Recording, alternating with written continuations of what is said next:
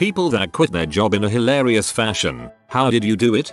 My wife worked for a certain chain coffee shop a few years back. She got another job, so requested reduced hours. This didn't happen for 3 straight weeks. During that 3rd week, she had a soccer mom from heck try to get her attention by throwing freaking snowballs at her through the drive-thru window. My wife then stopped what she was doing and tossed this soccer mom's iced tea at her, which exploded everywhere, and slammed the window. 5 minutes later she had written her letter of resignation, with the only things she could find, a purple crayon and a sticky note.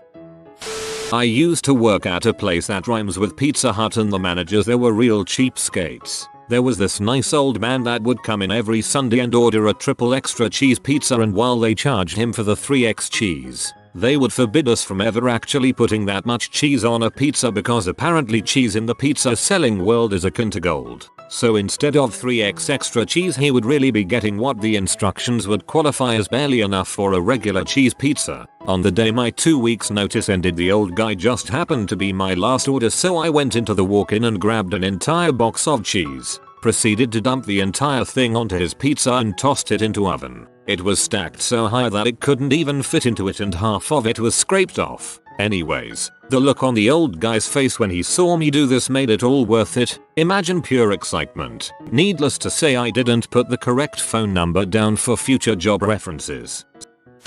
There was a UPS strike in the 90s and I was employed by them in high school as a sorter. Blockbuster Video at the time had this mail order deal where you'd get a VHS tape and bags of popcorn. Like a pro to Netflix thing, I guess. Anyway, all these boxes full of microwave popcorn and VHS tapes would slide down the belt, and about half of the popcorn bags would explode or break. After about an hour there was popcorn dust all over. I asked my boss for a mask, and he said that they didn't have any. Some of the drivers walked by wearing masks, and I followed them and found a full cabinet full of masks. I confronted my boss, and he was like, "The masks are for drivers only." So I went back to the sorting area and just stopped working. I just stood there. The belts were backing up with these boxes of popcorn and they would burst and clouds of powdered popcorn butter would fill the air. I waited about 45 minutes before the belt shut off. I walked out through a haze of popcorn dust, with alarms blaring. People running everywhere trying to figure out what was going on. A lot of people didn't get their VHS tapes that week. Worked as a teller at a bank for a few years. GM and supervisor were both kind of crappy in their own ways. My buddy there was also a teller who felt similarly and wanted to get out. We started applying to places and both got interviews at the same company. As luck would have it, we both got hired and got phone calls about 10 minutes apart. There was only one other teller aside from us, and when it got busy, supervisor usually had to jump in as well, and usually hated it. It felt like we were constantly short-staffed, and days when one person would call out sick or be on vacation would suck. Being down 2 people was the worst. Naturally, when we both got hired, it became a race to see who could turn in their 2 weeks notice first. He printed his off and raced into GM's office, walking out with a big smile. GM calls me in and offers me full-time hours, after I had been requesting them for months. I jumped in saying, "Let me stop you right there. I'm also turning in my 2 weeks notice." Remembering that look of disbelief will make me smile every time. A solid professional FU is just as enjoyable to me as going out with a bang. That poor third employee. Wrote a normal letter of resignation before I got in the shower one morning. No big deal. Got into the office and was straight ignored by management. Oh well. Told you when my last day was. Fast forward 3 days, they pull me into a conference room to ask what it would take to keep me. I say nothing but don't want to ruin them sole IT manager for a staff of 70 and would be willing to consult part-time. They liked that idea and said they'd be willing to pay me my current hourly as a consultant. I was prepared for this and told them that wasn't what I said. I said that I would consult and my consulting rate was $200 HR. They were flabbergasted and insulted. I was making about $18 HR salary. They thought it was insane, even though they'd pay a consulting firm $600 HR when I was on vacation. Needless to say, having planned to quit, it was no skin off my back and laughed about it. They didn't take kindly to me laughing about their anger and told me to pack my crap. I did so. Got an extra 10 days vacation paid out of it. My boss was never in the office and wasn't even there for me to turn in my resignation. So I took a video of me dancing on his desk and singing about how he's never there and sent it to his boss. 1992. I was 19 and working at the most pissant radio station imaginable, AM Country Gold. The notoriously cheap, abusive and dishonest owner, a fella named Wes, had just screwed me out of a promised bonus. It was the latest in a long line of dishonest acts and I had had enough. The rest of the sales team was afraid to stand up to Wes and he screamed abuse at them constantly, except the lone woman, who he sexually harassed. They were all in their 30s and 40s, working the same garbage job I was, but desperately needed it. I did not, so I engaged in a very public shouting match with Wes in the lobby, saying all the things everyone there had always wanted to say. Then I swept the contents of the front desk onto the floor and stormed out. Instead of leaving, I went around the side of the building to a payphone and called the radio station request line. In a fake southern accent, I said, "Hey y'all, I just told my cheap, no good, lying piece of human garbage boss to go to heck. Play me out with, take this job and shove it, and dedicate it to my former boss, Wes." The disc jockey had no idea what had just happened in the lobby, or that my Wes was the Wes, so he enthusiastically played my recorded dedication and added, "This one is for you Wes. Choke on it you sack of crap." The building had speakers inside and out constantly playing the radio feed, so I got to hear Wes get clowned by his own radio station before driving off into the sunset. Someone at my previous workplace, a huge grocery store in a large mall, went to the PA system we used to issue messages to the whole mall, and said something along the lines of, "Dear customers, managers and co-workers, I freaking quit," and then proceeded to leave. I wrote a respectful letter thanking them for the opportunity and all they've taught me. The first letter of every sentence spelled out "Rick, boss." Nobody noticed. I knew someone who worked in a really crappy call center. His boss never had time for anyone. When he went to tell his boss that he was leaving, the boss waved him out of the room as he was on a call. So he wrote "I quit" on a post-it note, stuck it on the boss's screen and just walked out. That is what foreheads are for. I used to work for my father. It was probably the worst time of my life. He treated me like absolute crap, paid me very poorly, and made me work 70+ hours a week. I was young, just out of high school, and I complained about my predicament quite a lot. His response was always, "If you don't like it, there's the door." 6 months before I quit, he made me run his night shift, which meant 6 p.m. 6:30 a.m. Monday through Saturday. I was very unhappy about this, so I applied for another job. I got it, and went to my father's office with a list of demands. He responded with his usual reply, so I said, "Alright, I've gotten a job offer somewhere else. Frick you, I quit." The look on his face was priceless. He truly believed that because I had amazing job security that I'd be willing to put up with anything and that I'd stay there for my entire career. In one short, sweet instant, I proved to him that this was not the case, and he lost his most valuable employee. The icing on the cake was the fact that the job that I left him for is at the company that manufactures the very machinery and software he relies on in business. So anytime something goes wrong in his factory, he has to call me to fix it for him. First job when I was 15 for a discount clothing brand store. Head manager was the aunt of our store manager who was 19.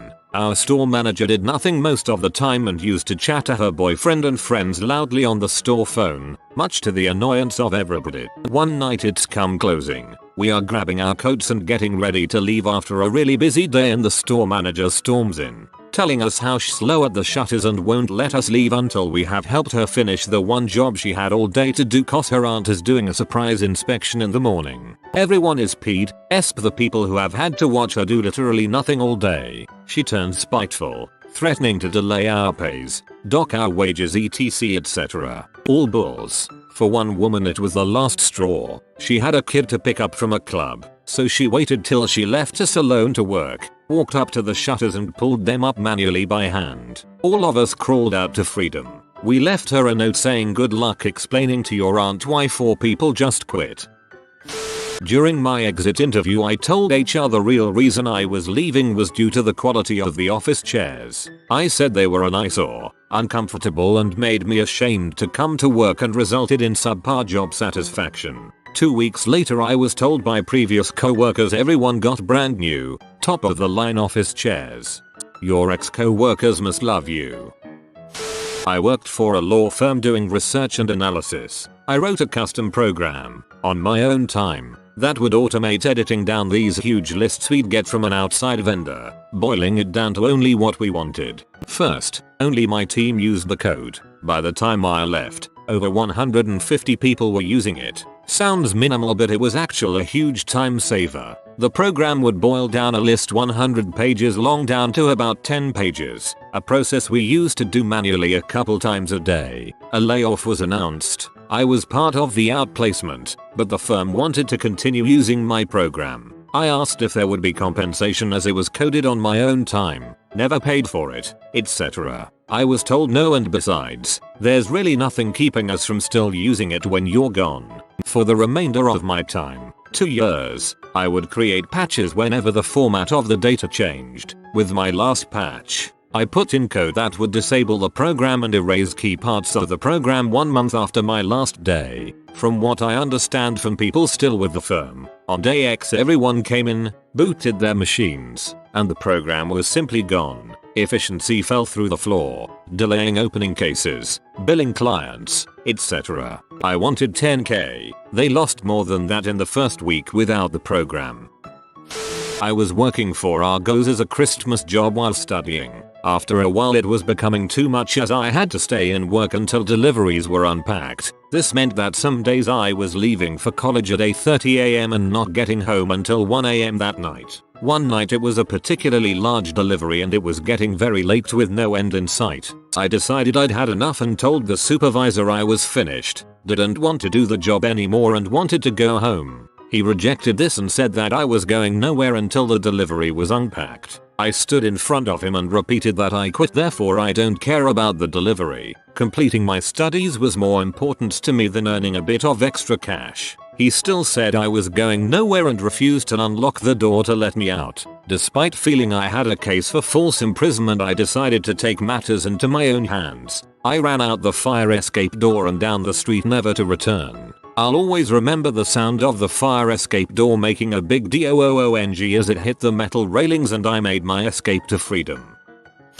Worked in a video store when there was such a thing. My co-worker showed up very high. He was also about 6 feet 3 inches and 140 pounds, so he stood out in a crowd to begin with. Anyway, he came in for a 4-hour shift, stood in the middle of our bank of checkout registers, and just ate chips. Like 6 bags of chips back to back, and he ate them slow, and savored the crap out of each bite. The whole time he had zero facial expression. Think of the dull stare of a chewing dairy cow. After about 3 hours he calmly turns to me and says I can't do this anymore, gently sets down his bag of chips, and walks out the door. We never saw him in the store again. At 16 I worked at a Dairy Queen brazier in Texas. My manager was a jerk. One night, I sliced a good chunk of my thumb off because they did not have the proper safety equipment. After being out of work for 3 weeks, I returned to work. My thumb was still pretty screwed up, but I was trying. My manager kept riding my butt, telling me I had to move faster. I was the only short order cook. When I saw 3 Greyhound buses pull up, I knew I was in trouble. She came back into the kitchen and said if I didn't move fast for these buses she'd find someone who would. That was the last straw. I knew no one in the entire restaurant could cook, so I took her up on her threat and simply walked out the back door. She flipped me off as I drove away. My friends told me they hardly got any orders out and the buses left since they couldn't get the food out. I felt bad for the people on the buses, but was sick of being berated by management. Worked in the cinema as a teenager. Came in late for work after they changed my schedule during my days off and didn't think to mention it to me. Boss lost it and started shouting at me. As far as I'm concerned, if you need to shout I ain't listening. So let her rant away for a good 15 minutes while I was at my locker clearing it out. When it finally clicked that I wasn't listening or getting ready to work, she stopped and asked what I'm doing. I said going to see Lotta with the lads who've just finished, as I'm doing nothing else with my evening. May go for a pint after. What's your plans? I worked for a Midas garage. One week we got a new service manager, and up until that point we always inspected, estimated and sold our own jobs. This new guy wanted to inspect the cars and then check the estimates. Early on a Saturday morning, a girl in her 20s with a baby came into the shop and said her brakes were making noise. I took the ticket, test drove the car, and then pulled it in the shop and then inspected the car. I found the LR brake shoe had gone metal to metal. I mic'd the drum. It was okay. Wheel cylinders and springs, hardware all okay. I estimated the ticket. It came out about $150 to fix the car. I went to the new service manager and handed him the estimate. He went and looked at the car. He didn't even take 30 seconds. And he said I needed to add wheel cylinders, hardware kit and 2 drums to the estimate. I told him all the parts he wanted to replace were okay. He said do it. I just shrugged my shoulders and walked away. He went back to service desk. I walked into a completely crowded waiting area, stood in the middle in the room, and proceeded to tell everyone in the room what the new service manager wanted me to do. I turned around and went to go get my truck to load my toolbox and leave. The service manager tried to stop me from loading my box on my truck. At the time about 5 customers came out and helped me lift the box into the truck, and then started screaming at the service manager. They all wanted their cars put back together and taken off the lifts. It got so bad. One customer called the cops. The service manager called the owner. The cops and the owner showed up. I was putting the girl's wheels back on. The owner came over to talk to me. I told him what happened and what I did. The owner went over to the service manager, who was surrounded by all the peed off customers, and fired him. I decided at that point I was still going to quit, because the owner was just acting. He told that service manager to do it. At that point, a few other techs were packing their crap up too. As I was walking up my truck to leave, the girl walked up to me and thanked me. She asked if I knew another shop that could fix her car. I decided I would fix it myself. So we went to the parts store, got the parts, went to my house, and redid the brakes. Not to make this whole story even longer, that was in 1989. We've been married for 24 years now. That service manager couldn't get a job at any shop around. I still see him every once in a while, gathering up the grocery carts at Heb. You have been visited by the Wisdom Papa. Type study well Papa or you will fail your next test at school. If you are new to the channel, you can subscribe. I publish new videos every day. Until then, check another video, or don't. Either way, have a great day you magnificent people.